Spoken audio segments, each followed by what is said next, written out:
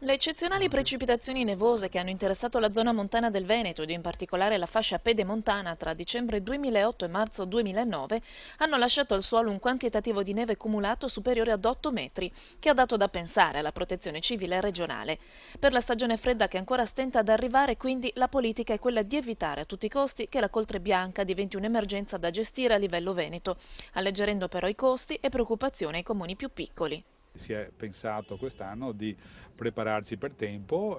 sollecitando i comuni alla predisposizione e approvazione di piani neve con l'acquisto di attrezzature idonee, il che non significa naturalmente che se nevica con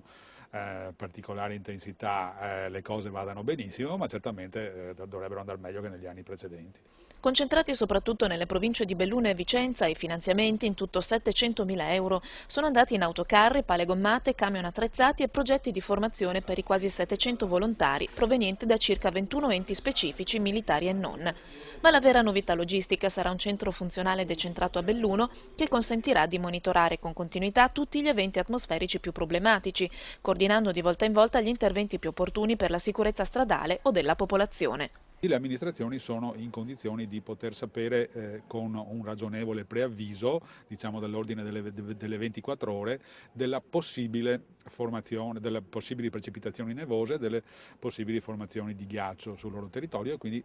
prepararsi attraverso il piano neve ad affrontare questo tipo di emergenza.